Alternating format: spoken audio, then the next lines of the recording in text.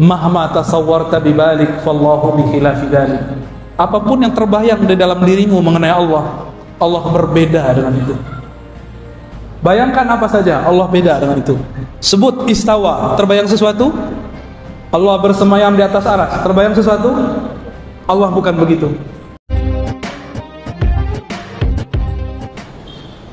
Akidah ahlu sunnah itu tidak keluar dari Al-Quran dan sunnah.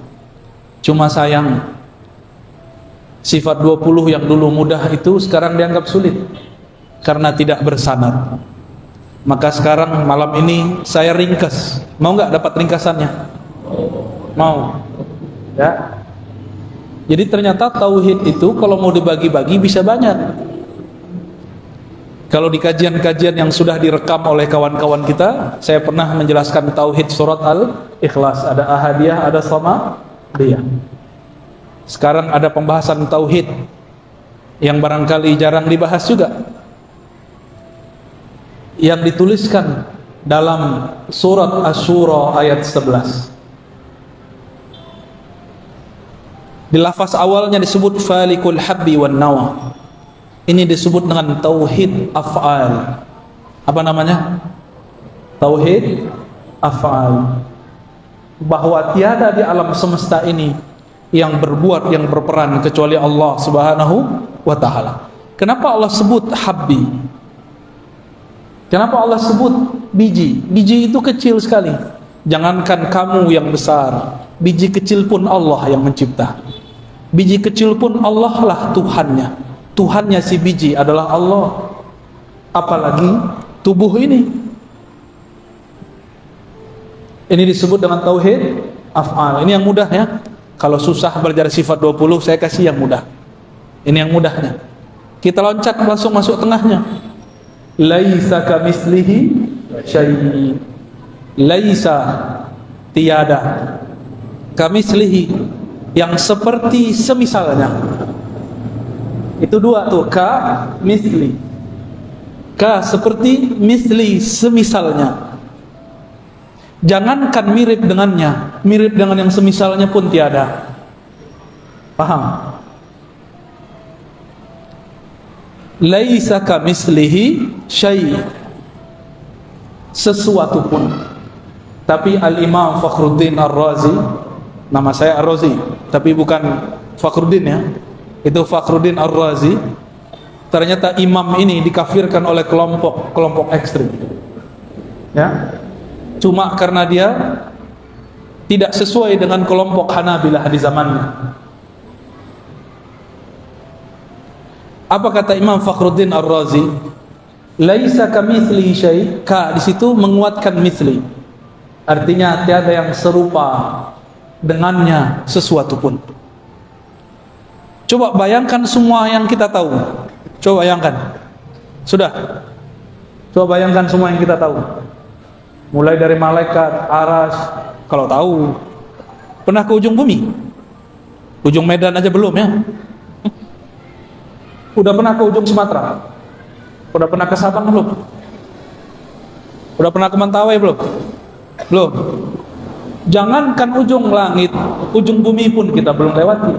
Ujung Sumatera pun kita belum lewat, apalagi ujung langit. Maka sungguh main-main jika ada orang membayangkan Allah bertempat di satu tempat.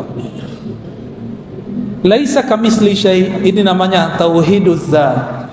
Apa namanya? Bahwa zat Allah itu sesuatu yang berbeda dengan segala sesuatu. Mahma tasawwarta bibalik fallahu bikhilafi dzalik. Apapun yang terbayang di dalam dirimu mengenai Allah, Allah berbeda dengan itu. Bayangkan apa saja, Allah beda dengan itu. Sebut istawa, terbayang sesuatu? Allah bersemayam di atas arsy, terbayang sesuatu? Allah bukan begitu. Disebutkan dalam surat Al-Fat, yadullah fawqa aydihim, tangan Allah di atas tangan mereka. Terbayang tangan? Allah bukan begitu. Paham? Ada hadis Nabi, yanzilu rabbuna, Allah turun setiap sepertiga malam terakhir. Terbayang sesuatu? Turun, terbayang apa? Dari atas ke bawah. Allah bukan seperti itu. Gampang nggak akidahnya? Jadi nggak perlu pakai takwil, nggak perlu juga pakai tajsim. Gak perlu ditakwil-takwil, diakal-akali, gak perlu juga diserupa-serupakan dengan jisim. Cukup katakan Allah beda dengan semua itu. Inilah penjelasan imam ahli hadis dulu, namanya Imam Al-Khattabi. Imam siapa? Al-Khattabi. Beliau ternyata pernah berinteraksi dengan murid-murid Imam Abul Hasan Al-Asy'ari, imam yang mensyarah pertama kali Sunan Abi Dawud, kitab hadis. Imam ahli hadis ini.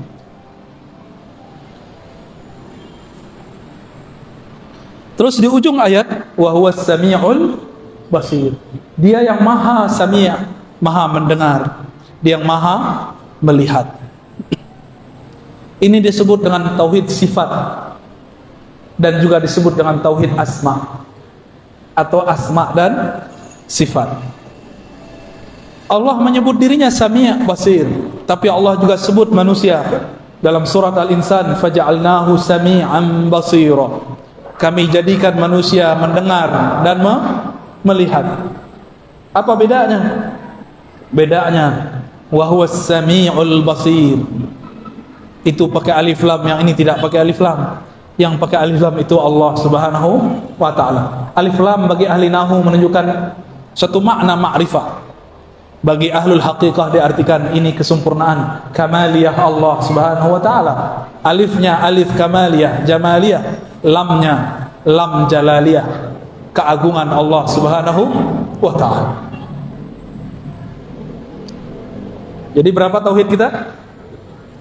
Tauhid af'al, tauhid zat, tauhid asma dan sifat. Tapi tauhid asma sifat kita beda dengan asma sifat kelompok sebelah. Kelompok sebelah memaksakan bahwa Allah itu bertempat.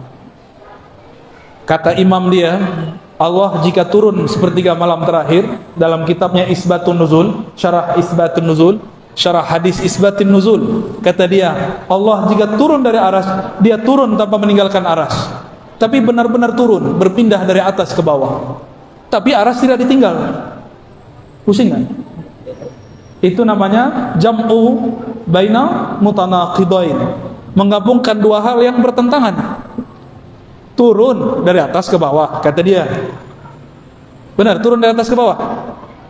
Tapi Allah tidak meninggalkan aras. Dia mencoba memikir-mikirkan zat Allah. Maka dia mengatakan Allah nuzul dengan zatnya. Padahal Nabi, sahabat Nabi, Ibnu Abbas, Ibnu Mas'ud mengatakan, la tatafakkaru fi zatillah. Jangan pernah fikirkan zat Allah. Dia fikirkan zat Allah. Disitulah halalnya, zallatnya, kekeliruan daripada imam yang bernama Ibnu Taimiyah. Dan itu harus diakui. Siapa yang pertama lagi berbicara bukan saya, tapi muridnya sendiri bernama Imam Az-Zahabi, Imam Ibnu Katsir. Dua murid ini pernah berbicara. Imam Zahabi terang-terangan kata beliau, seandainya guruku tidak mengatakan istawa dengan zat, maka dia benar-benar jadi salaf.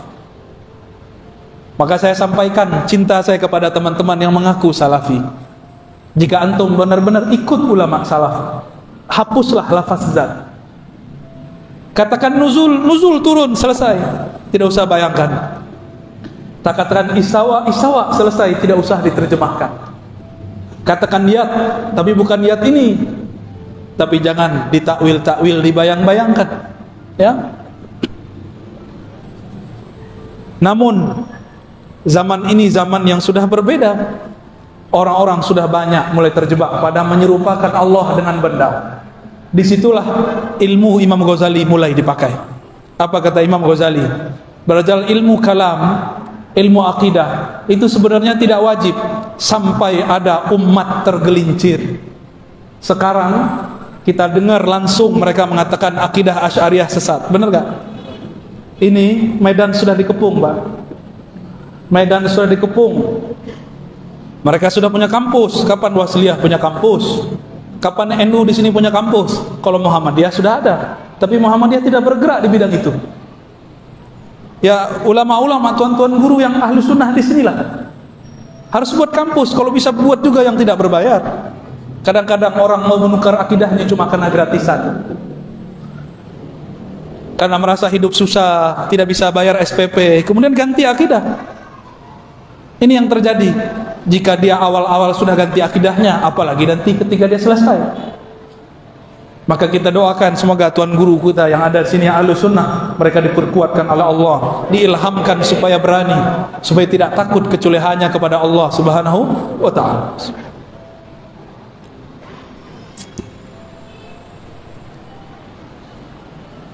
Itu pembagian versi surat Asy-Syura. Masih banyak pembagiannya. Ini tauhid itu banyak baginya. Mau yang ribet lagi nggak? Yang ribet atau yang mudah? Yang mudah surat Al-Ikhlas. Di surat Al-Ikhlas ada 4 tauhid di situ. Pertama tauhid ahadiyah. Qul huwallahu ahad. Katakanlah Allah itu dialah, hanya Dia yang sendiri. Maka Allah dulu sendiri, sekarang tetap sendiri. Allah istawa di atas aras, bukan berarti Allah duduk di atas aras. Wa huwa mustaghnin 'anil 'arsy. Seperti dikatakan oleh Imam At-Tahawi menjelaskan ayat-ayat tentang aras. Allah maha tidak memerlukan aras. Araslah yang memerlukan Allah. Maka jangan bayangkan Allah duduk. Dulu ada namanya Muhammad bin Karram. Saya sering sebut nama orang ini. Wafat 255. Diikuti oleh seorang ahli hadis, tapi akidahnya sudah keliru. Namanya Utsman bin Sa'id Darimi. Apa kata mereka? Allah itu duduk di atas aras dan menyentuhnya. Mumasah. Apa arti mumasah? Bersentuhan antara Allah dan aras. Mereka mengkafirkan Sufi Ibnu Arabi karena hulul itihad dan wahdatul wujud. Hulul itu Allah nyatu ke hamba, itihad hamba nyatu ke Allah. Wahdatul wujud tidak ada penyatuan, yang ada hanya satu wujud. Tapi mereka mengatakan Allah masuk ke alam. Masuk ke alam namanya hulul.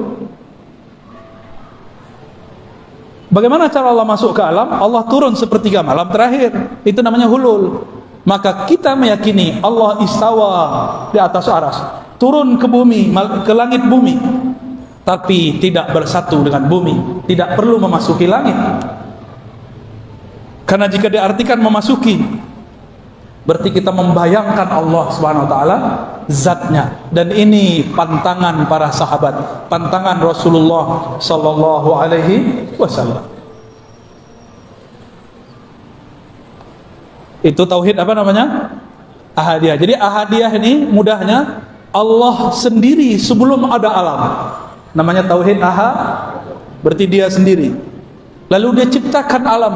Alam semuanya memerlukan ciptaannya, memerlukan kun darinya. Disebut dengan Allahus Samad. Tauhid Samadiyah.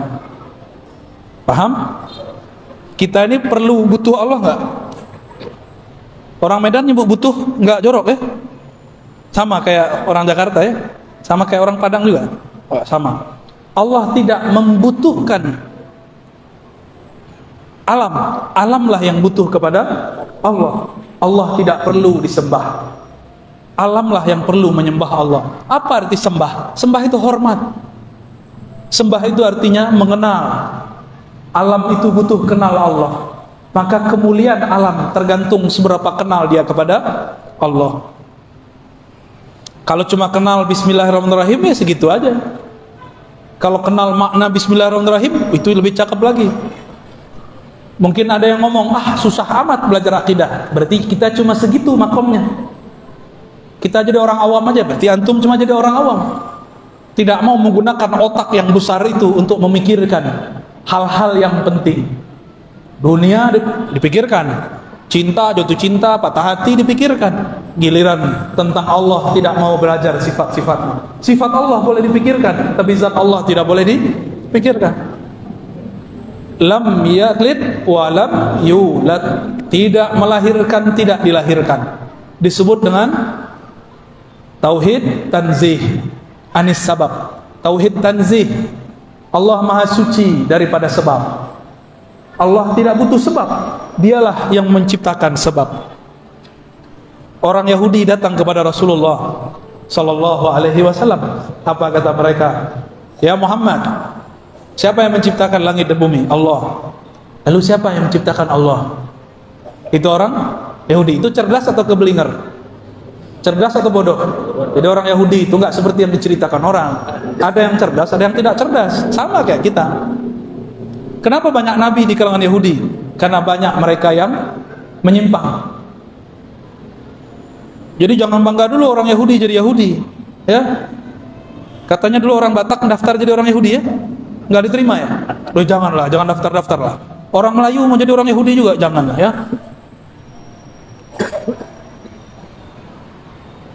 Lam yalid wa lam yulad. Allah tidak melahirkan, tidak dilahirkan.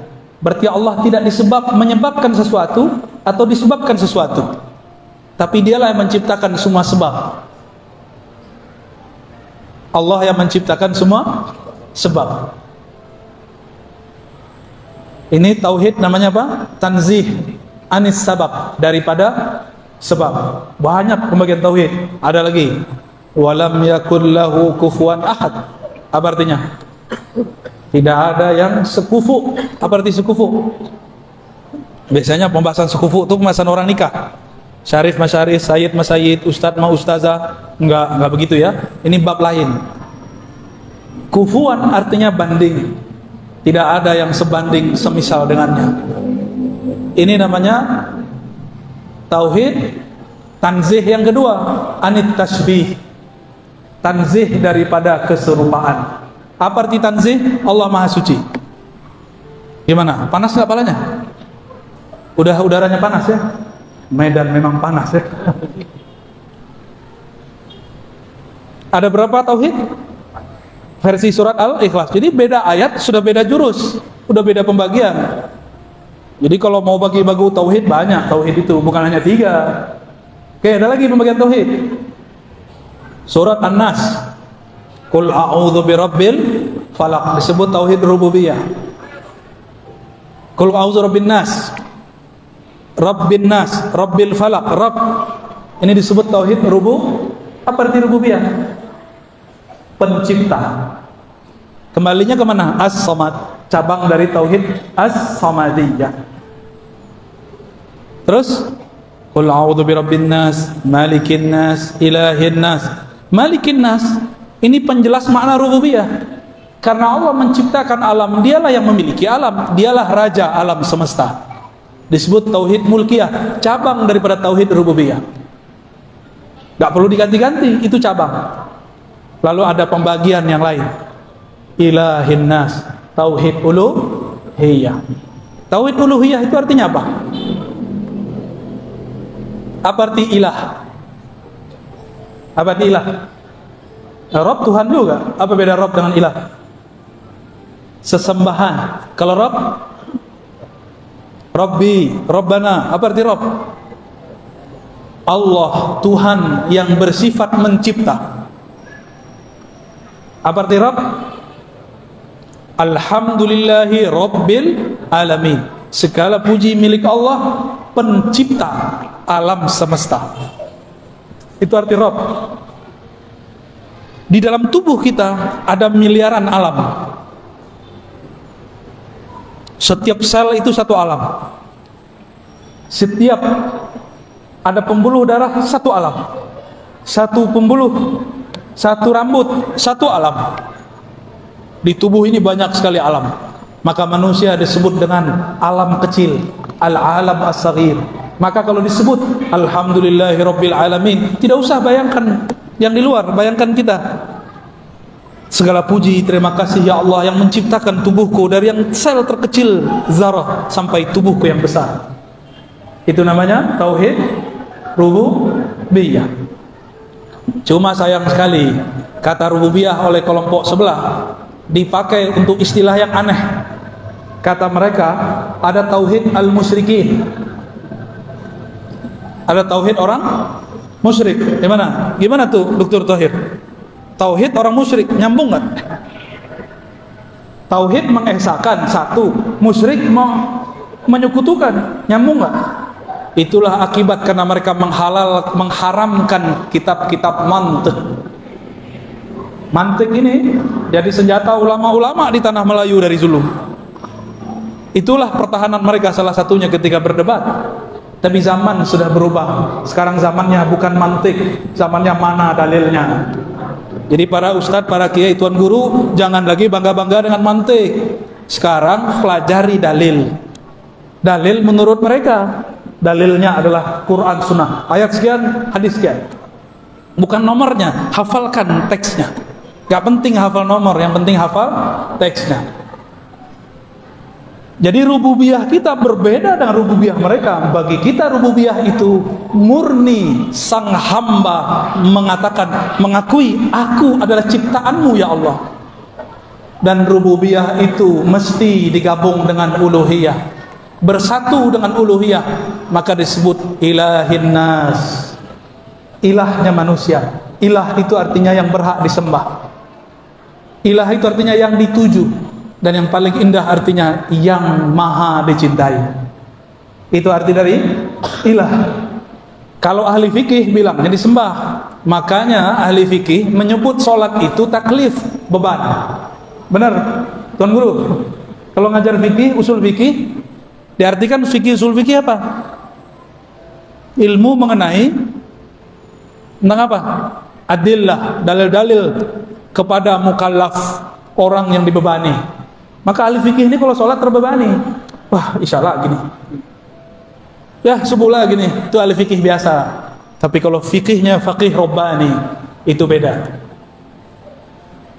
Kalau faqihnya sudah sampai kepada tauhid uluhiyah, uluhiyah ini dia cinta kepada Allah. Kalau kita cinta seseorang, malam pun kita jaga dia. Bapak ibu ini yang sudah punya anak, ibu-ibu punya anak, ya. Kalau anak kita bangun nggak? Bangun. Anak kita minta minum, kita ambilkan minum. Anak kita minta susu, kita susui. Maka disebutlah orang tua itu kama rabbayani saghira. Rabba itu mengurus urusan ciptaan. Maka nur rububiyah itu Allah turunkan kepada orang tua, bukan kepada berhala, seperti akidah kelompok sebelah. Nur rububiyah itu Allah turunkan kepada orang tua. Maka disebutlah Allah berwasiat, wa wassaynal insana biwalidayhi ihsana. Karena di dalam diri mereka ada satu nur, namanya nur rububiyah. Inilah yang kita baca, Rabbighfirli wali walidayya.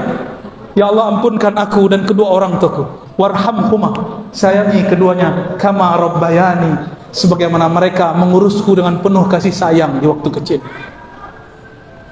Berarti rububiyah itu berkaitan dengan Rahman. Maka saya sebutlah rububiyah Allah itu rububiyah rahmaniyah. Apa arti rububiyah? Allah mencipta dengan rahmannya, dengan kasih sayangnya. Kalau Allah nggak sayang, kita nggak jadi.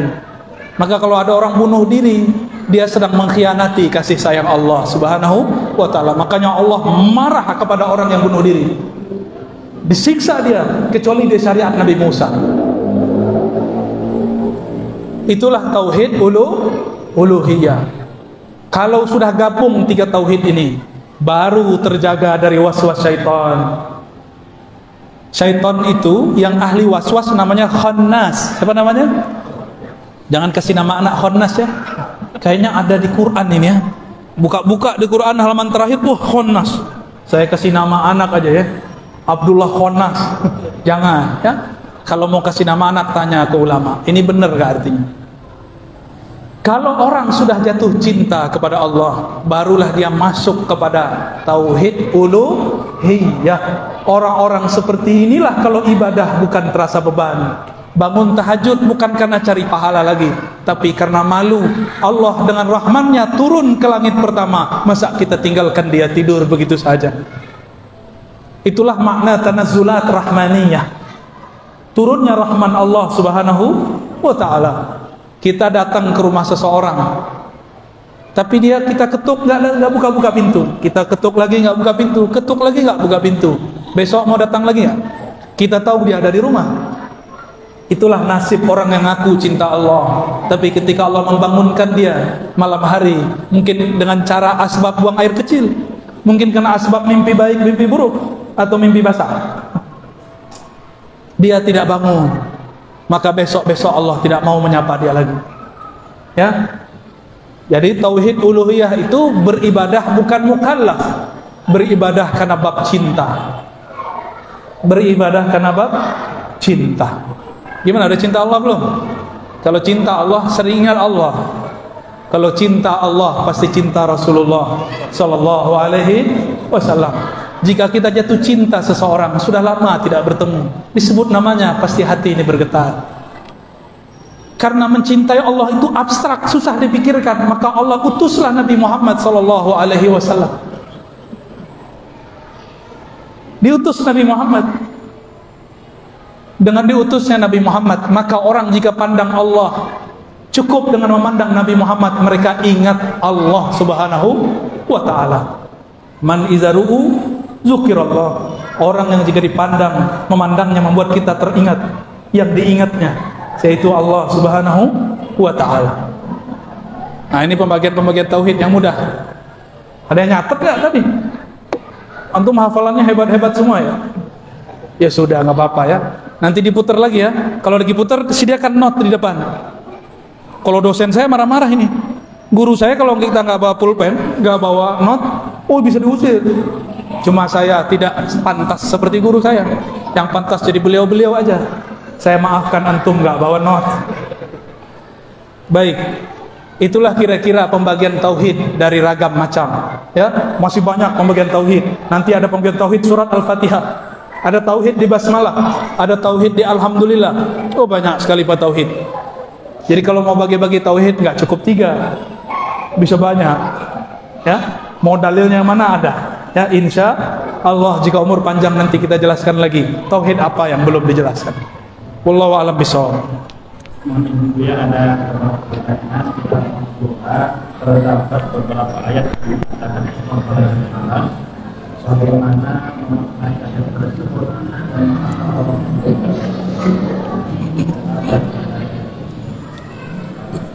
pertanyaannya, di Quran ada beberapa ayat mengatakan Allah berada di atas aras. Benar nggak ada ayat begitu? Beneran? Ada nggak Allah di atas aras? Berada. Kalau begitu protes nanti orang, kan ada ayat fa aina ma tuwallu fatama wajhullah. Kemanapun engkau memandang di sana ada wajah Allah. Nanti protes orang. Protes lagi orang baca surah Al-Hadid wa huwa ma'akum aina ma kuntum. Dia bersamamu dimanapun kamu berada. Protes lagi orang baca ayat wa nahnu aqrabu ilaihi min hablil warid, lebih dekat daripada urat nadi. Ayat-ayat itu bukan menjelaskan Allah berada di suatu tempat. Ayat-ayat itu menjelaskan tentang sifat fi'liyah Allah. Apa arti sifat fi'liyah? Karakter fi'il, perbuatan Allah subhanahu wa ta'ala. Ada nggak ayat yang mengatakan kana mawjudan alal arsy? Ada nggak? Nggak ada. Itu ayat baru tuh. Ya, juz 31. Ayat syaitan. Nggak ada ayat begitu. Yang membisikkan Allah berada di tempat itu iblis. Gak ada. Antum cari ayatnya kalau ada. Jadi saya perlu luruskan, Allah maha suci dari tempat, terbebas dari penyebutan tempat. Karena kalau kita sebut Allah di atas aras berada, lalu bagaimana dengan wa huwa ma'akum, dia bersamamu, huwa. Kalimatnya pakai huwa, bukan istawa. Istawa itu fi'il, ini pakai huwa. Huwa itu zatnya. Tapi tidak ada ulama satupun ahlu sunnah, ulama-ulama sufiyah yang bening kolbunya mengatakan Allah bizatihi ma'akum. Tidak ada. Allah dengan zatnya bersama kamu, tidak ada. Jadi tolong diluruskan, itu salah terjemah.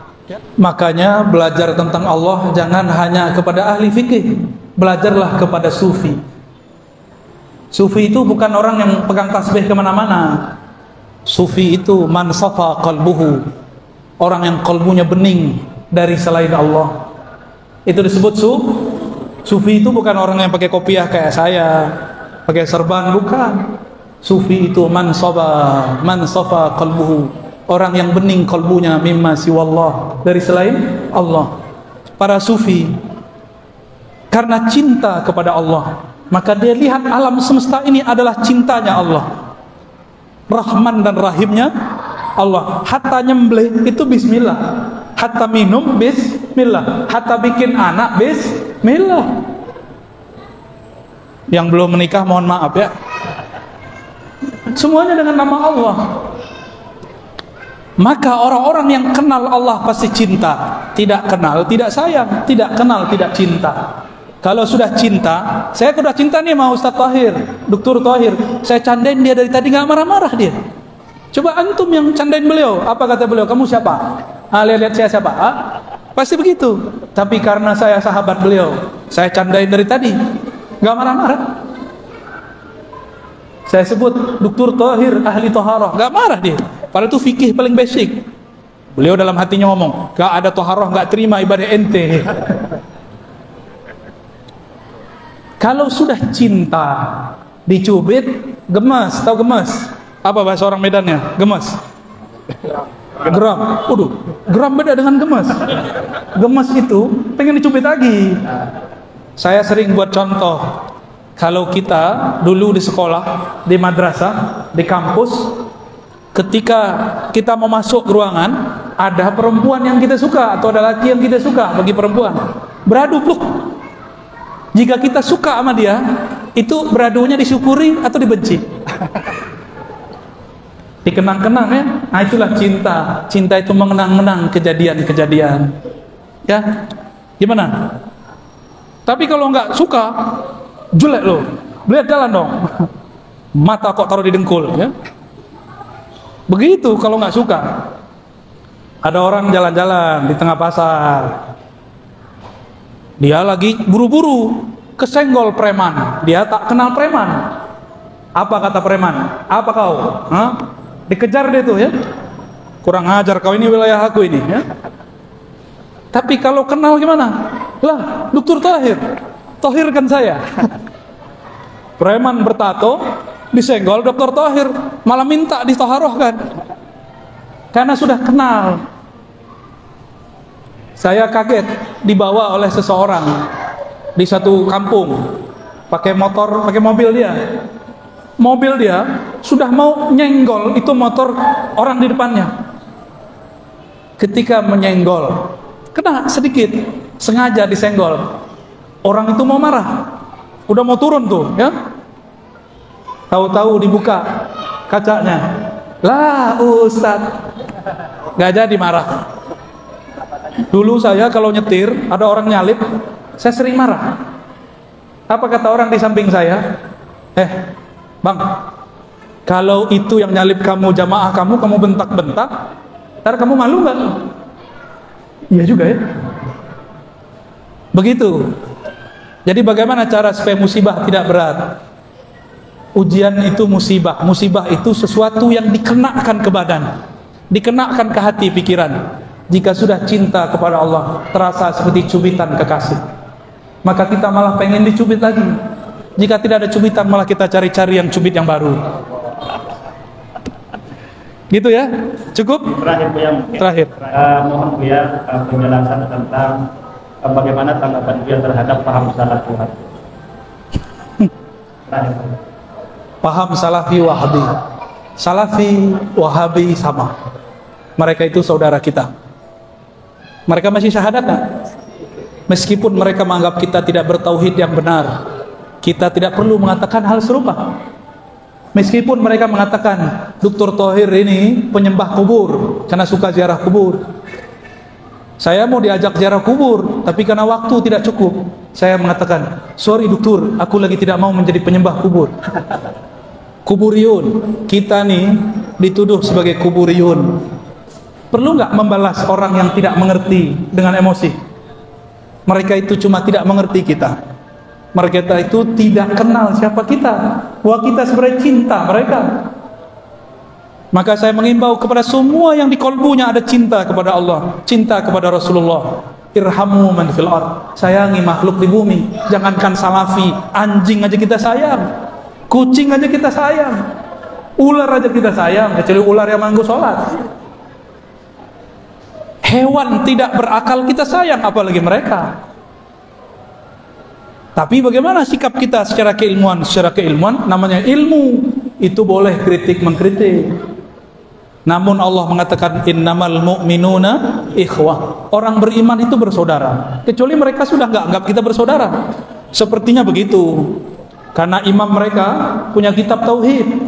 Kata imam mereka, sufi-sufi, asy'ari itu orang-orang sesat. Orang yang maulid itu sama dengan Nasrani. Orang yang tawassul itu syirik akbar. Antum dituduh syirik akbar. Akbar artinya apa? Syirik akbar sama dengan kafir. Sama, dan mereka nggak sadar itu. Mereka mengatakan tabarruk, ngambil berkah kepada orang soleh. Itu disebut dengan ubadul kubur, penyembah kubur. Kalau begitu sahabat Rasulullah semuanya penyembah kubur, karena mereka suka berziarah kepada Rasulullah. Mereka bertabarruk dengan Rasulullah hayyan wa mayyitan, baik Nabi hidup ataupun sudah wafat. Ini akhir yang mau saya sampaikan. Kata Abu Juhaifah, ketika Rasulullah datang ke Mekah, maka kami para sahabat mengambil tangannya. Waktu itu nggak beringas, Rasulullah waktunya luas, tidak dijadwal seperti Ustadz Thohir jadwal saya. Kalau saya tidak dijadwal banyak-banyak, saya mau salaman banyak-banyak. Tapi karena waktunya tidak mungkin, saya tidak bisa mengamalkan itu. Karena satu lagi, saya tidak pantas dicium tangannya. Cuma orang-orang cium juga tangan kita. Saya tahu aib saya, Bapak Ibu. Saya tahu dosa saya. Saya tahu posisi saya di hadapan Allah, bahwa saya ini orang yang hina. Makanya saya minta kepada panitia, tolong jangan dikondisikan salaman, cukup bil qulub, dengan hati. Namun kadang-kadang para muhibbin, orang cinta, dia lupa, kalap, dikejar juga. Mohon maaf ya. Jadi bagaimana sikap kita? Lihat Nabi SAW. Nabi tangannya diperebutkan, Nabi meludah, air ludahnya diperebutkan. Itu sahabat ambil ludah Nabi, sahabat yang di belakang nggak kena, maka diambil tangan sahabat yang sudah menempelkan air ludahnya kepada mukanya, dia ambil tangannya, dia cium. Gimana? Syirik nggak tuh? Itu ada di Sahih Bukhari. Mungkin mereka nggak baca Sahih Bukhari ya. Oh, ini khusus buat Nabi. Lah, Anas bin Malik ditemui oleh seorang tabi'in. Kata tabi'in ini, wahai Anas, wahai Sayyid, pelayan khidmah kepada Rasulullah, izinkan aku mencium mata yang dulu matamu memandang Rasulullah SAW. Dulu ada sahabat diludahin oleh Rasulullah, atau air ludahnya adalah Rasulullah masuk ke dalam mulutnya. Ada sahabat yang memakan darahnya Nabi. Apa kata si tabi'in ini? Wahai Tuan Jabir, izinkan aku mencium lidah yang dulu lidah itu pernah merasakan air ludahnya Rasulullah SAW. Syirik nggak? Mereka tidak paham bab cinta. Kita maklumi ya. Masa orang yang paham tidak bisa sabar kepada orang tidak paham? Sabar sampai Imam Mahdi keluar ya. Kalau kita mati sebelum itu, ya sudah, mati aja ya. Semoga umur kita sampai.